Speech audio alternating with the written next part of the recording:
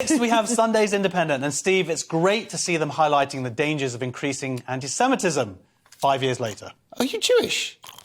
Oh, my God, it links together! How did this story get in here? This is obviously some kind of conspiracy. It's definitely Who's controlling the media and saying, should put this story on anti-Semitism. Well, it's worked for you then, by the looks of it, because yes, it's a really come on, paying off. The Independent's making a really good point about how there's a slew of celebs who are saying things that are not even questionably anti-Semitic. What was the Kanye thing, the Ye thing?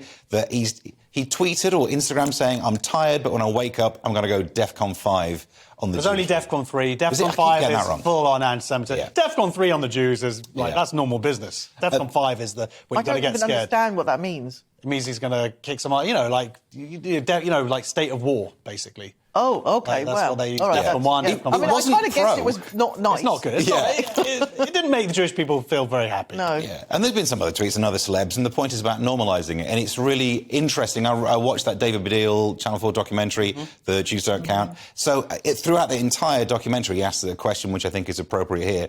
What would this news story be like if these celebs had said something that was full-on racist about a race that Whoopi Goldberg would acknowledge to be racism?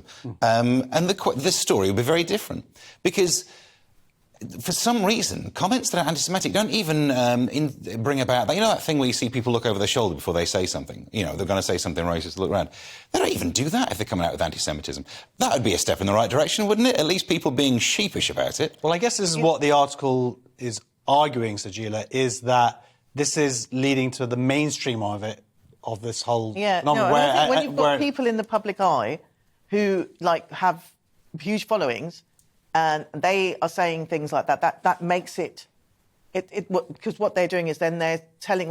Obviously, young, impressionable people as well, not talking about the people who can actually read and understand that this is wrong, then there's consequences to that. And I think, they should be accountable, quite frankly, because I don't think... Being in the public eye, it comes with a responsibility, and I don't think that they should be gearing towards any kind of hatred towards any group. Well, that's lovely to hear you say that. I mean, obviously in America, in 2018, you had 11 people murdered in Pittsburgh synagogue. I think the point is that this kind of rhetoric bleeds into real life. And it isn't just from the right, I have to say. This also comes from the left and the far left, and working towards normalising it. That's my little speech over. Let's move on. But I'm sure we'll be back with this topic tomorrow or someday.